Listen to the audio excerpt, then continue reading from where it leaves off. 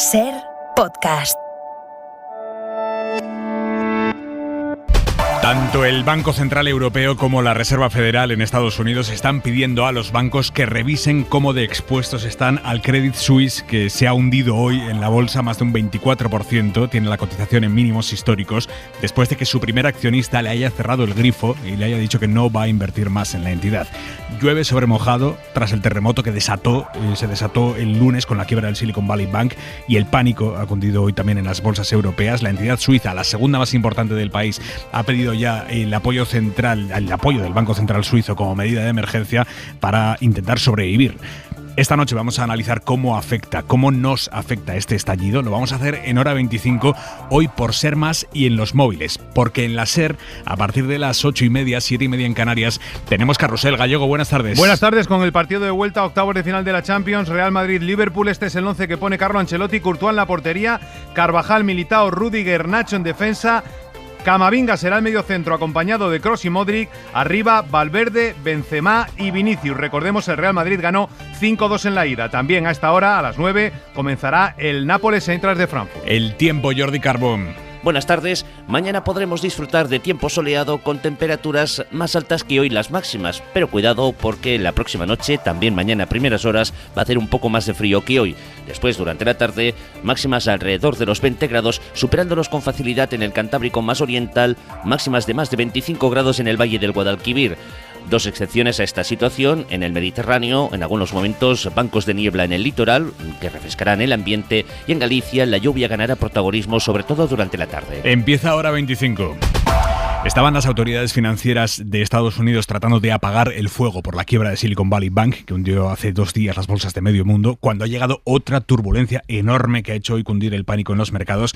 Y esta vez el epicentro está aquí, en Europa. Javier Ruiz, buenas tardes. ¿Qué tal? Muy buenas tardes. Es el banco Credit Suisse que tras quedarse sin el paraguas de su principal accionista, ha pedido apoyo ya al Banco Central Suizo para intentar sobrevivir. Sí, Credit Suisse ha pedido un gesto de apoyo al Banco Central Suizo y al regulador bursátil suizo, y ninguno de los dos se lo ha dado.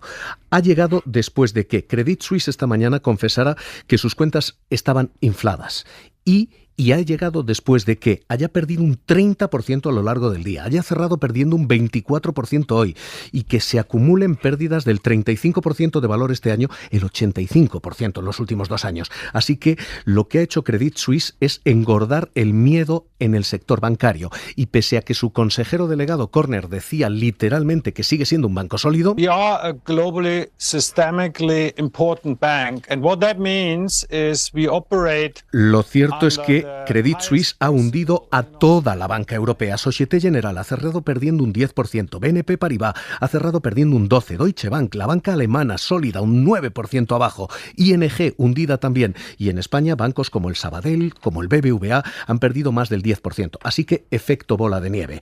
¿Qué ha sido necesario después? Primero, el Banco Central Europeo le ha pedido a todas las entidades que aclaren qué relación tienen con Credit Suisse, es decir, si están contagiadas o no.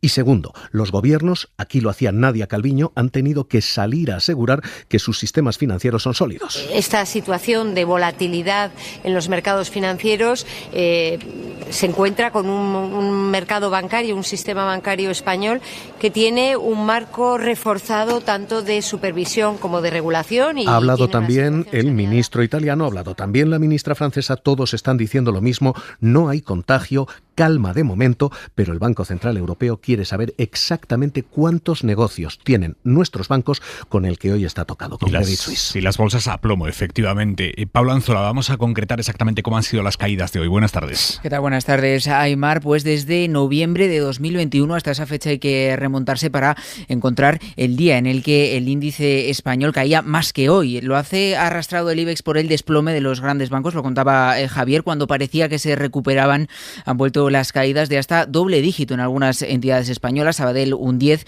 el resto de bancos del IBEX más de un 6, en un paisaje de nervios que ha compartido con el resto de gigantes europeos y que han contagiado también al resto de índices. Vemos caídas de más de un 3% entre las principales bolsas europeas. La evidencia de esos problemas del banco suizo y su caída a plomo también en bolsa, un 20% ha terminado cayendo la entidad, han inundado de nervios los mercados, caídas que a esta hora vemos también, aunque más relajadas, lejos lejos del epicentro que esta vez ha sido Europa, caídas más relajadas en Wall Street. Y ante estas turbulencias, mensaje del presidente del Gobierno, Pedro Sánchez. Creo que hay que trasladar un mensaje de tranquilidad, pero también de prudencia y de seguimiento de cerca de estas tensiones financieras que estamos viviendo en estos últimos días. Se está haciendo cada vez más grande el bochorno de los políticos muy bien pagados que cobran el bono social térmico, que es una ayuda pensada para consumidores vulnerables, pero a la que tienen también derecho las familias numerosas. Hoy Infolibre ha publicado que Enrique Osorio, el vicepresidente de la Comunidad de Madrid, cobra esta ayuda. Cobra esta ayuda pública pese a que tiene un patrimonio de más de 1 millón de euros, pero como es padre de 4 hijos, hizo la solicitud, porque no es un bono que se concede automáticamente, hizo la solicitud y se lo dieron. Ingresa al mes 195 euros para pagar la calefacción, con un patrimonio de más de 1 millón. A raíz de esto, ha salido Mónica García, la líder de Más Madrid, pidiendo la dimisión de Osorio. No es tolerable tanta falta de ética pública, esto es lo que ha dicho. Poco después hemos sabido que Mónica García también se beneficia de ese bono. Los papeles están a nombre de su marido, pero vamos, que en su casa, en su familia, también cobran esa ayuda por la que ella ha pedido la dimisión de Osorio, con el argumento de que cobrarla teniendo ingresos altos era una falta de ética pública intolerable. Es un patinazo político de Mónica García de dimensiones enormes, lo que hemos visto hoy. Radio Madrid, Javier Alonso. El escándalo en Madrid empezó por Osorio. Si alguien tiene envidia de las familias numerosas por estos recursos, le invito a ser familia numerosa, que hace muy bien a España. Pero ahora sigue por Mónica García. Lo que queremos es que el señor Osorio dimita hoy por vergüenza, dimita hoy porque se ha saltado todas las líneas de la falta de ética pública. Y ahora es Osorio el que le pide la dimisión a ella por, dice, hipócrita. La jefa de la oposición, con un salario de 2.600 netos al mes, argumenta que no es lo mismo porque Osorio califica las subvenciones de paguitas y se ríe de los pobres. También cobra la ayuda el número 2 de Ayuso en el PP de Madrid, lo ha dicho en 4. Por el hecho de que cualquier persona, sea Enrique Osorio, sea Mónica García, yo lo tengo. Alfonso Serrano, que cobra una nómina de 4.200 euros limpios. Nunca ha pedido esa ayuda el socialista Juan Lobato, que también es familia numerosa, como Rocío Monasterio, pero desde Vox aún no nos han confirmado si la cobra. Aunque sea si este esperpento ha servido de algo, es para que el gobierno central, que es del que depende esta ayuda, haya decidido que va a cambiar los requisitos para pedirla. Y a partir de ahora sí influirá la renta, cuánto dinero tiene cada uno, cuánto cobra cada uno. El Banco de España y asociaciones de consumidores como Facua llevaban tiempo advirtiendo de esto. Jordi Fábrega. Las familias numerosas llevan años beneficiándose del bono social independientemente de su nivel de renta. Ha habido varios anuncios de la intención de los gobiernos de cambiar la normativa para excluir a las familias con rentas altas de este descuento, pero de momento no se ha hecho nada, pese a que organizaciones de consumidores y varios economistas han criticado lo injusto de este criterio. Este es Rubén Sánchez, de Facua. Este criterio veníamos reclamándolo desde que se puso en marcha el bono social con Zapatero en 2009. Es que es injusto, es discriminatorio que una familia numerosa, por el hecho de serlo, tenga derecho a bono social, aunque sean multimillonarios, y luego otras familias, si no llegan al nivel bajo de renta que se exige, quedan excluidas. Y en estos últimos meses han sido también varios los organismos públicos, Banco de España por ejemplo, que han insistido en que hay que focalizar las ayudas tipo el bono social en las familias que más lo necesitan, es decir, tener en cuenta el nivel de renta. El presidente del gobierno, Pedro Sánchez, ha reprochado hoy a Esquerra y a Bildu el haber echado por tierra la reforma de la ley Mordaza, porque no había acuerdo sobre 4 puntos. Sí había mayoría para cambiar una treintena de aspectos cruciales de esa ley de Rajoy, pero Esquerra y Bildu tiraron del todo o nada y la reforma cayó. Hay algo peor incluso en hacer cálculos, y es errar en el cálculo. Y yo creo que en este caso han errado en el cálculo tanto Esquerra Republicana como Bildu. Sánchez, que ha confirmado que la sustitución de las ministras Reyes Maroto y Carolina Darias va a ser después de la moción de censura. Moción que se debate la semana que viene en el Congreso. Con Tamames de candidato. Un Tamames que sigue complicándole la vida a Vox, diciendo cosas como que le tiene cierta estima al presidente del gobierno, al que quieren censurar y echar. Hoy Sánchez, aprovechándose de esto, obviamente, le ha agradecido a Tamames su cordialidad. Va a ser interesante la moción del martes. David Junquera, buenas tardes. Buenas tardes. El presidente disfrutando desde Lanzarote a Aymar y no precisamente por las playas. Agradezco y mucho el buen tono del candidato, el señor Tamames, y lógicamente tendremos, creo que, un interesante debate parlamentario. Sonríe y se relame Sánchez recordando este piropo de Tamames. Yo al presidente le tengo una cierta estima. En Vox se asumen que su artefacto pirotécnico puede estallarles en las manos, pero insisten, Tamames es libre de querer a quien le apetezca. Yo no sé si hemos explicado suficiente todavía que el señor Tamames no es de Vox, así que el señor Tamames tiene libertad por tener estima por quien desee, estima que nosotros ya saben que no compartimos. Los de Abascal subrayan sin micros delante que Tamames puede decir lo que sea, mientras también asegure que va a disolver las Cortes y que va a adelantar elecciones, y el PP al tiempo lamenta que Vox acuda al auxilio del gobierno. Lo que no necesita Pedro Sánchez es oxígeno, que es lo que va a ser esa moción de censura, sino lo que necesita es lo que necesita España, y es una alternativa. Para alternativa a la que ofrece Unidas Podemos, Belarra quiere confrontar la moción en femenino. Que intervengan, digamos, mujeres. Es lo que hemos propuesto al conjunto de los grupos parlamentarios, de la mayoría de la investidura, obviamente, y que sean las ministras quienes intervengan. Maniobra para dar visibilidad a Montero o la propia Belarra, que no terminan de apadrinar desde Presidencia. Preguntado por el plan morado, Sánchez da largas. Me permitirá pues que no desvele la estrategia parlamentaria de la moción de censura por parte del Gobierno. Ya la veremos. Por lo pronto, Tamames ha contactado con varios grupos para saber qué le espera. Mañana le vamos a ver dar una rueda de prensa en una sala anexa del Congreso y saludarse con la presidenta Meritxell Batet. Junquera, hasta mañana. Hasta mañana. Hora 25.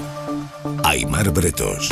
Está reunida ahora mismo en el Congreso la Comisión del Pacto de Toledo, que es en la que se decide todo lo que tiene que ver con las pensiones. He de agradecer su comparecencia y la iniciativa en comparecer hoy aquí, después de haber dado las primeras explicaciones sobre esta reforma en la SER. Así ha recibido la diputada de Ciudadanos, María Muñoz, al ministro José Luis Escrivá, que está explicando su reforma que hoy ha recibido el sí definitivo de los sindicatos. Es un acuerdo que, además de todo lo que ya les hemos contado sobre el periodo de cómputo y sobre las cotizaciones, también incluye subir las pensiones mínimas. Faltaba saber cuánto y, según ha explicado el ministro, irán subiendo progresivamente desde los 13.500 euros año que se cobran ahora hasta los 16.500 en 2027. Es decir, terminarán siendo de casi 1.180 euros al mes.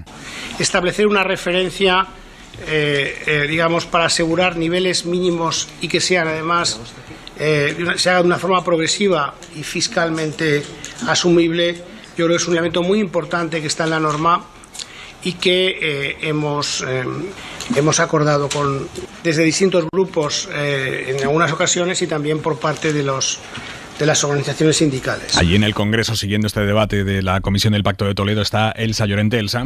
Sí, José Luis Escrivá ha explicado que durante los próximos 4 años las pensiones contributivas tendrán que alcanzar el 60% de la renta mediana y las no contributivas el 75% del umbral de la pobreza, subidas pedidas por los sindicatos y por grupos como Bildu. Ruiz de Pinedo. En pensiones que están por debajo de los umbrales de pobreza.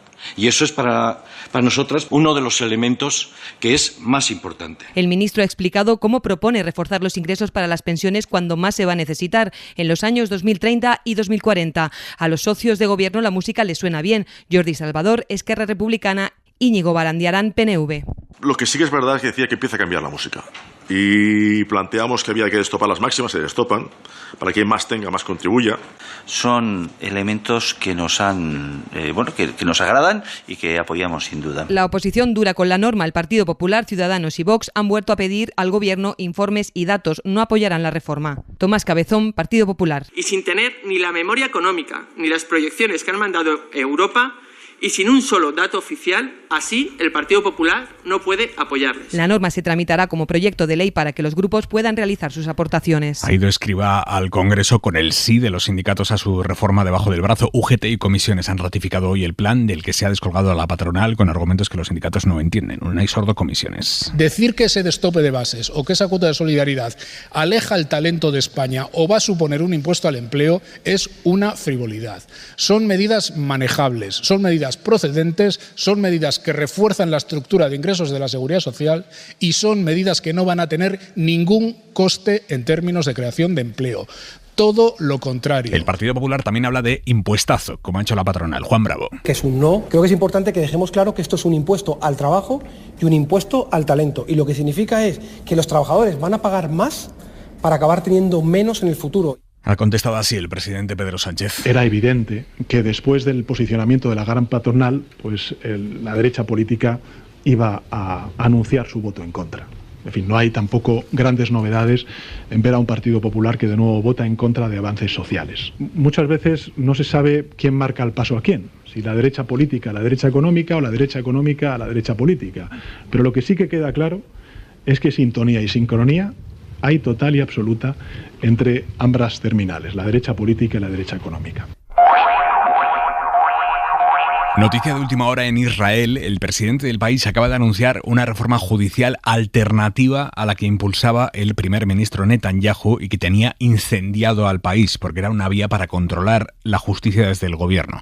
Ahora el presidente del país, el jefe de Estado, media en esta crisis y propone una reforma alternativa. Victoria García. Sí, porque Netanyahu y su gobierno preparaban una reforma original que modificaba los poderes de la justicia israelí, quitándole el poder al Tribunal Supremo y pretendiendo que fuera el Parlamento quien lo asumiera. En ese Parlamento hay mayoría de ultraortodoxos y de la ultraderecha. El presidente de Israel, Isaac Herzog, en una comparecencia oficial hace unos minutos, que sepan que la situación del país es muy grave, puede tener consecuencias políticas, económicas, sociales y de seguridad. Anuncia el presidente que presenta un plan alternativo a la reforma del gobierno que no contravenga los principios democráticos por los que se debe regir un país como Israel. Herzog dice que la reforma de la justicia que propone Netanyahu sume al país en una profunda crisis que debe evitarse. La mirada de Vidal Folk. No hay razones para el pánico en las bolsas. Los bancos europeos están bien supervisados, no esconden créditos fallidos, muestran índices de solvencia suficientes y no parece haber ninguno cautivo de la relación con las entidades norteamericanas que han entrado en crisis. Pero el miedo, incluso el pánico, existe. No es científico, es intuitivo, es emocional, es telúrico, pero actúa y ya ha actuado, con un efecto objetivo, dañino, innegable. El bajón que han sufrido en los parquets de las bolsas las principales entidades y el grave perjuicio a una Suiza y 2 italianas que han tenido que suspender sus cotizaciones. Cuando hay perjuicios claros y tangibles, ya no puede alegarse que se trata de una crisis de papel inventada. No importa que carezca de razones, está ahí y no se la puede combatir solo con buenas palabras, ni alegando que reaccionar sería sobre reaccionar, o que es darles credibilidad a los aterrorizados y a los especuladores. Así que el Banco Central Europeo deberá pronunciarse inmediatamente. ¿Cómo?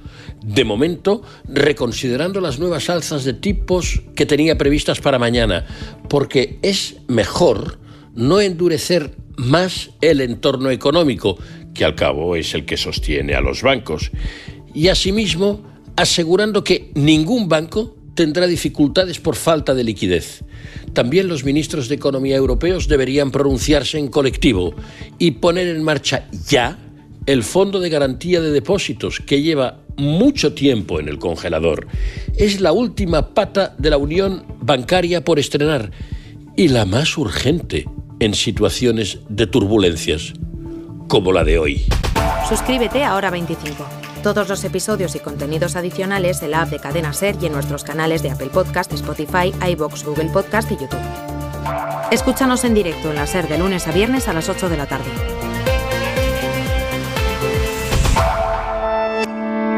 Cadena SER. La radio.